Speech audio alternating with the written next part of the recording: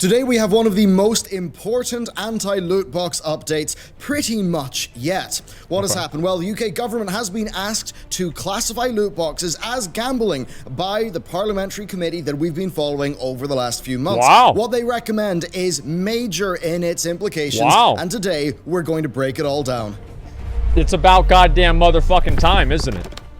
Like, we've been waiting on this for a while. Welcome back to another Industry Report, the series where we take a closer look at the biggest stories in gaming. Now, instead of the usual sub thing, I'm instead going to pimp out our Discord today. We launched it last week over on our other channel, and yeah, if you'd like to talk about this story in more depth, that's actually pretty much the perfect place to do it. So, Discord's down below. With that said, let's dive in. The recent UK scrutiny appears to have culminated with a new report presented to the UK Parliament following months of intensive parliamentary hearings with technology and gaming companies. The report compiled by the DCMS was published this week, and it comprises a whopping 81 pages of findings, concerns, and recommendations for further action on everything ranging from loot boxes to skin betting and shining. I want to ask you guys a question, like, how many of those pages do you think that most of the people that voted on this read?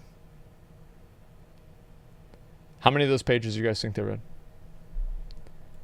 I think they read one page. The cover, they're like, really? It's addictive? Shit, okay, wow.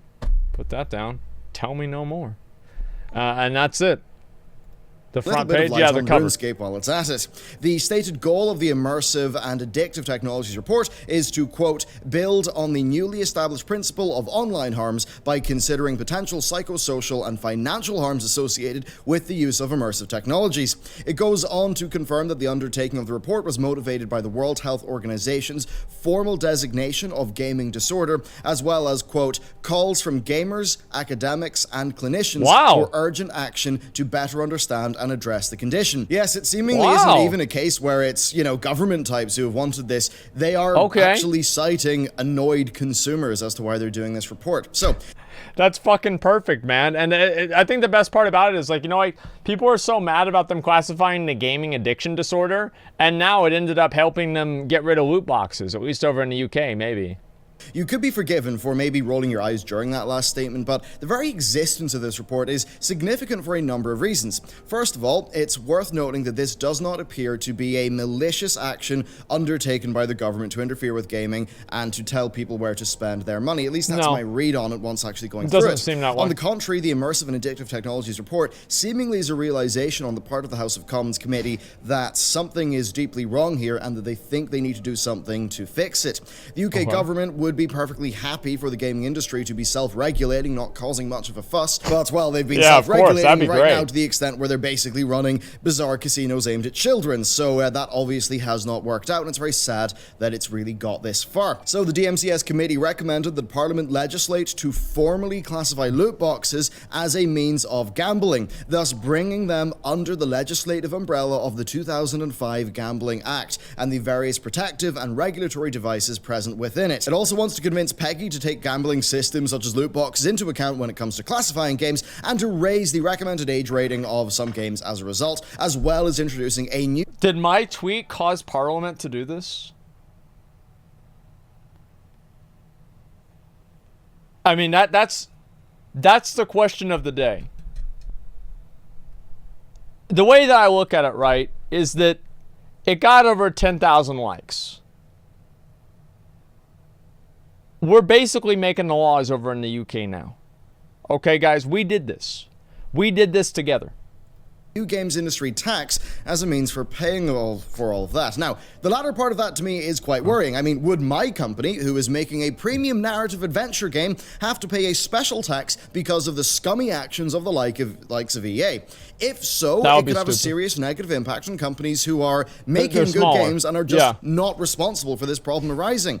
On this, I'm as equally dissatisfied with the likes of EA, though, who in many ways have forced the government's hand by refusing to take responsibility. But still, this new levy, if it was to actually be a thing, that could reduce the UK's competitiveness. After all, Southern Ireland is just a few miles down the road and it only has a 12.5 corporation tax rate. Anyway, the Immersive and Addictive Technologies report certainly voices a lot of grievances, but for the purposes of our video today, we're going to hone in on two of them. Of course, loot boxes and random rewards / RNG.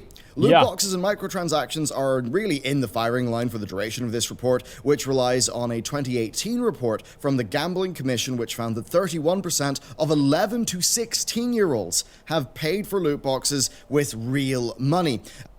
31%? 31 motherfucking percent. That's like every 1 in 3 kids is getting their fucking parents' credit card.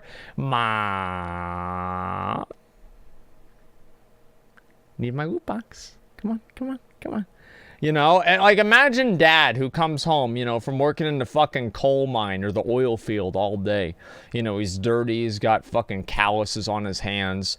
He's got fucking, you know, like tar on his face. He comes home. He's like, son, what'd you do all day? He's like, Dad, I spent $200, dude. Look at this skin. Look at this skin on my gun. Oh my God, Dad, aren't you happy for me? Think about that dad, man. He'd be fucking pissed. Like, look at my Fortnite skins, Dad. As well as some testimonies from the public on their experiences with monetization in gaming. One member of public contacted the committee claiming that her adult son had ran up debts amounting to some £50,000 through purchasing microtransactions in RuneScape. His bank statements reveal that he spent £250 across 5 separate payments to Jagex, the company behind the successful online RPG, in one day, which is quite wild. The element of randomness inherent in loot boxes was also a serious cause for concern for the committee, as well as the discussion surrounding $50,000. The need for cooperation between the games industry and the relevant regulatory bodies is a clear theme running throughout this report. It states that it's critical that games companies behave in a responsible and transparent manner and are discouraged from exploiting information asymmetry. The committee states that the evidence shown to them confirms that RNG is a psychologically powerful design principle and that it mimics those techniques used by the wider gambling industry to attract and retain customers. The report lies in the work of B.F. Skinner, a 20th century American psychologist who claimed that people are neurologically hardwired to pull that metaphorical lever when there's only a chance of a reward rather than a guarantee of a reward. That's variable reinforcement schedule. It's 70,000. Like, no, it's $70,000. If that's because it was pounds, right? Holy fuck, man. That's actually that is. How do you spend that much money on RuneScape, man? At least spend it on WoW or something like that. Why do you spend it on RuneScape, dude? Like, literally, like, you can literally create... Like, RuneScape is such a rudimentary game. You could create a dollar value. Each pixel he received in the game, you could probably equate that to a dollar value for this guy. That's how bad the graphics are in that game. And, like, you could literally narrow it down to the pixels that he has bought. This report emphasizes that while some games reveal the content of a loot box to the player before they decide whether or not to purchase it, that the contents of loot boxes are typically unknown at the point of purchase. Now, of course, Rocket League is one such game that has moved away from randomized rewards inside its loot crates. Since developer Psyonix was acquired by Epic Games, the decision was made to tell the player what would be in each loot box, whereas previously everything was randomized. Now, this decision reflects an earlier move made by Epic in Fortnite Save the World mode, where the daily loot box was updated to reveal its exact contents, and they also had a number of measures to prevent basically binge purchases of like 40 at once.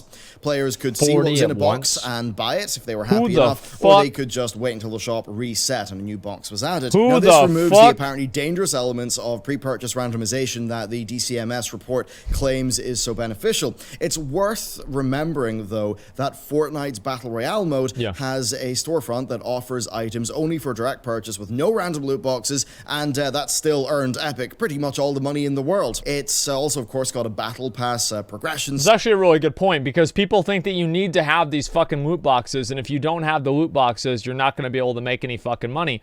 But the truth is that you are. I mean, like, Epic Games, if they're not selling random loot boxes, and like, how much money is Fortnite making? A lot. So, I mean, like, if they can do it, anybody can fucking do it. Okay, it's still randomized and overpriced. I don't know. I don't play Fortnite enough, but that's just what he's saying, right? And if they don't have random rewards, I don't see why anybody else needs to have them, right? Fortnite is very clear proof that you don't need to do this. Blizzard with in-game items. Well, Blizzard, yeah. Blizzard, you buy the in-game items, you know what they're going to be. So there's nothing to really to worry about. You know what they're going to fucking be.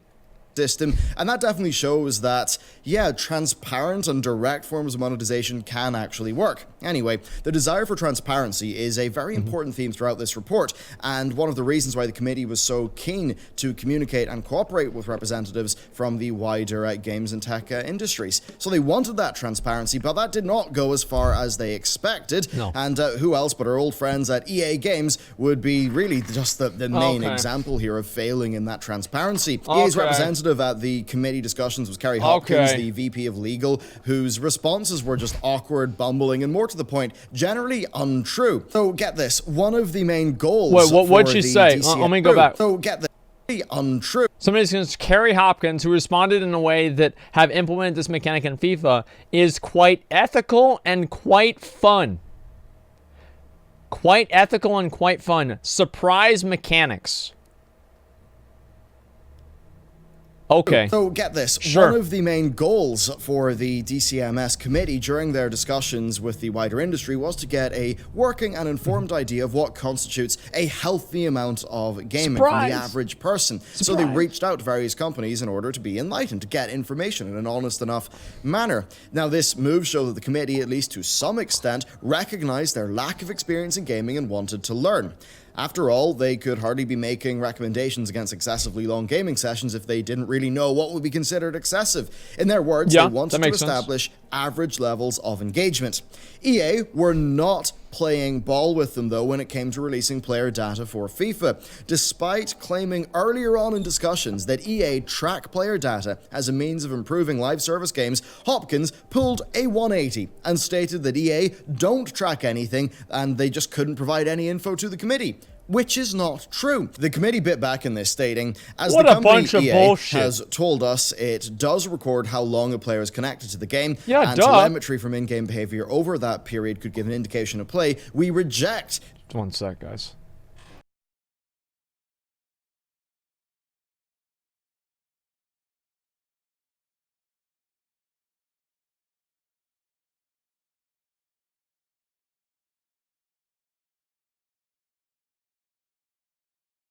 Sorry about that. We're back. We're good. The assertion that the company does not know how long its users play for. Yeah, how are you... Clearly, the only thing that was transparent about EA was their lies. This lack of cooperation also serves to add an extra dimension of justification. Who the fuck would believe that? Just for the existence of this report in the first place. As already stated, the UK government seemingly does not want to have to wade into this and start bothering with legislating in this sort of arena.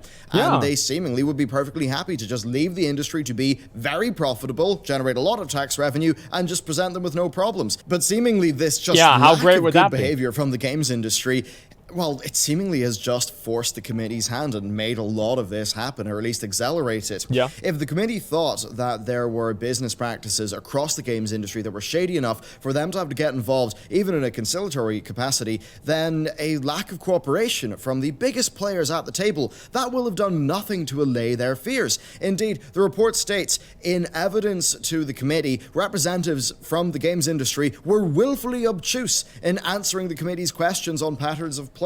In other words, EA... What do you mean? What do you mean gambling? What do you mean? No, we don't gamble. Well, what is FIFA anyway? I don't know. What is FIFA? Like, no, it's not a loot box. It's a loot crate. It's different. I mean, come on, man. Like, it's like, imagine... I wish I could fucking be there to see what their answers would be. That'd be so fucking funny. Did themselves and the industry in general no favors by shutting their mouths, by basically lying and misdirecting. They have done so much damage to gaming broadly because they just will not take responsibility for what they're doing, and they will not work in a reasonable fashion with this body. Finally, this leads us into the topic of regulation. The DCMS report confesses this, quote, "It is of serious concern that there simply is no effective system in place to keep children off age-restricted platforms and games. The reactive way in which platforms are dealing with this problem further highlights the problems of online industries rolling out products without considering or mitigating against their potential adverse effects on users." That's exactly the way it is with porn, right? I mean, like, anybody, it's like, oh, are you 18? Yeah, I'm 18. Okay, here's a titty. you know, and like that's literally it, you know, and there's nothing you're gonna do about that or anything like that. It's just like never gonna go away. I get that, like, obviously some people, you know, they're like, oh yeah, whatever. I obviously this is what it's gonna be. I don't think they're ever gonna get rid of it. The only way they can get rid of it is if they make it to where you can't buy them. That's the only way they're ever gonna make it not happen. That's a pretty serious thing for them to say. So the question is here, what can be done? Well, the final recommendation of the committee's report is that the government implement measures which would see loot boxes be regulated under the 2005 Gambling Act. On the topic of exposing children to loot boxes, the report states, we recommend that loot boxes that contain the element of chance should not be sold to children playing games, and instead in-game credits should be earned through rewards through playing the game. They shouldn't be sold at all. Wait a minute, they shouldn't be sold at all. Like, what do you mean they shouldn't be sold as credits?